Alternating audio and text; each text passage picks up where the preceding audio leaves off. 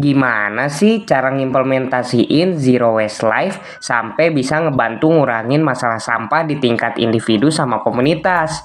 Sama caranya itu bisa efektif gak sih? Waduh, berat nih pertanyaannya nih. Gitu. Kalau kita lihat dari data Badan Pusat Statistik 2021, Indonesia tuh menghasilkan sampah 66 juta ton per tahun yang baru sampah plastik aja, dan itu cuma 14% dari keseluruhan sampah yang ada. Nah, tentunya jika kita biarkan terus-menerus seperti ini, di masa depan kita akan krisis sampah yang dimana sampah akan memenuhi seluruh bangsa kita ini. Sebelum menjawab pertanyaan tersebut, alangkah baiknya untuk kita membahas lebih dahulu terkait dengan pendefinisian dari Zero Waste Lifestyle tersebut. Implementasi gaya hidup Zero Waste melibatkan pengurangan produksi sampah dengan meminimalkan penggunaan barang sekali pakai. Seperti yang dilansir dari Zero Waste ID, Zero Waste Lifestyle jika diartikan dalam bahasa Indonesia yaitu gaya hidup bebas sampah, yang mana gaya hidup ini mengedepankan perubahan pada pola konsumsi untuk mencegah penumpukan sampah melalui berbagai macam cara.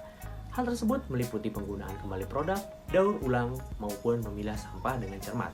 Dan gaya hidup ini merupakan bagian daripada pola hidup bersih dan sehat. Tapi kalau ditanya tentang Zero Waste Lifestyle itu gak bisa benar-benar kita lepas dari sampah nol banget ya gak sih?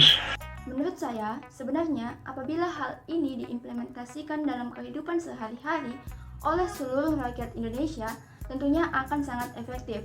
Namun, kenyataannya, pengimplementasian Zero Waste Lifestyle masih kurang dan masih dalam tahap pengembangan dan belum mencapai tingkat efektivitas yang optimal. Caranya adalah dengan memulai Zero Waste Lifestyle dari sekarang, dari diri kita sendiri, dan jadi role model buat ngajak orang-orang di sekeliling kita.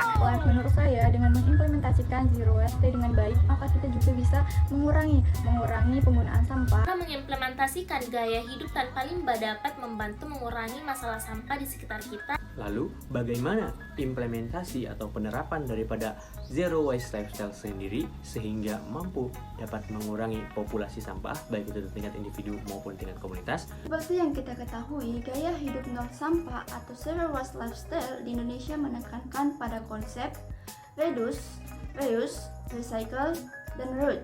Daur ulang misalkan, Dan melakukan daur ulang.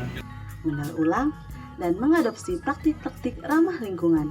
Generasi muda, kita harus berperan aktif dalam menjaga iklim bumi, dan seperti halnya reduce, reuse, dan juga recycle. Dan pada contoh salah satu yang saya pegang adalah botol plastik bekas, yaitu kita dapat menggunakannya dan mendaur ulang seperti halnya pot tanaman, lalu juga dapat menjadi bingkai lampu, lalu juga dapat menjadi tempat pensil.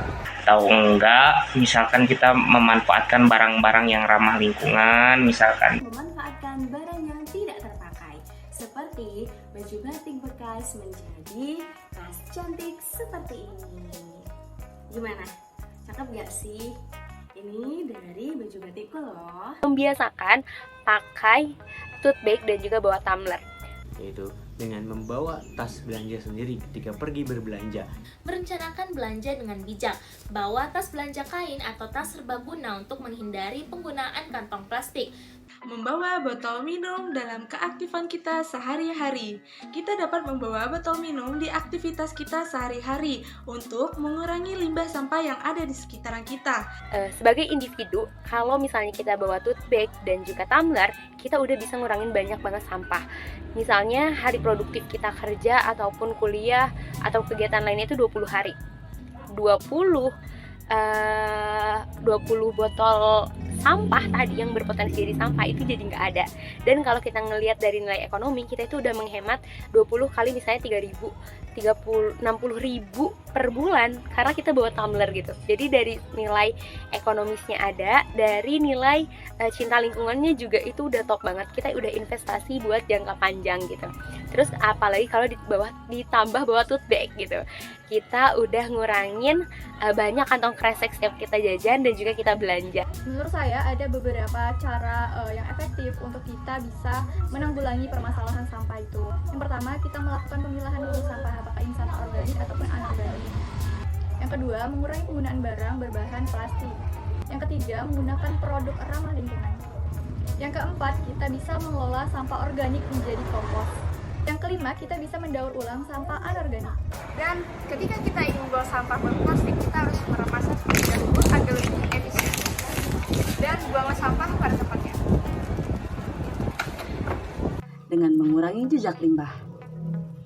Cara ini dianggap efektif karena dengan mengurangi penggunaan plastik dan barang sekali pakai, kita dapat mengurangi jumlah sampah yang berakhir di tempat pembuangan sampah.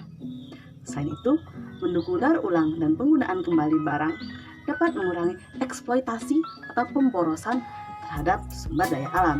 Misalnya, mengurangi pemborosan berbagai jenis barang-barang atau bahan-bahan yang cenderung akan menjadi limbah, seperti plastik, kertas, metal, kaca, makanan, bahkan dapat mengurangi pemborosan terhadap sumber daya alam lainnya yang ada di bumi seperti air dan lain sebagainya. Cara ini efektif untuk mengurangi limbah rumah tangga. Dan dengan begitu nih, kita tidak perlu menambah jumlah barang di rumah. Beli produk dengan kemasan minimal atau tanpa kemasan, gunakan wadah bebas plastik untuk menyimpan makanan saat berbelanja di toko makanan. Gunakan produk dengan kemasan ramah lingkungan, yaitu pilih produk dengan kemasan yang dapat didaur ulang dan ramah lingkungan. Cara di atas sudah diimplementasikan di sini dan terbukti dapat membantu mengurangi masalah sampah yaitu limbah.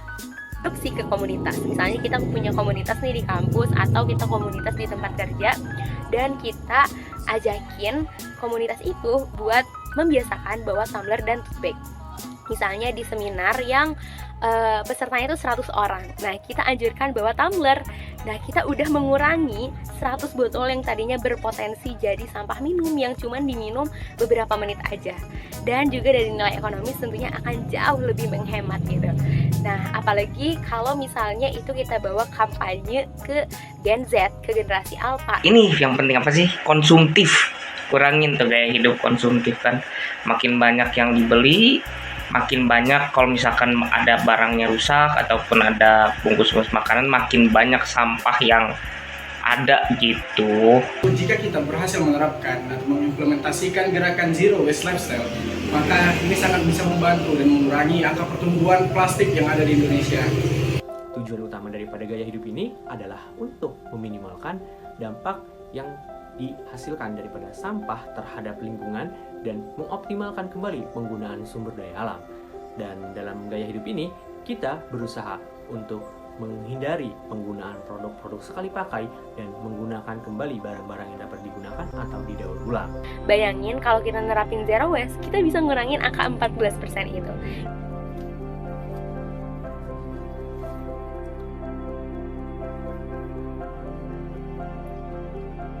Baiklah, dengan begitu kita bisa memanfaatkan antara sampah organik dan sampah anorganik. Oke, selamat hidup sehat dan ramah lingkungan. Terima kasih.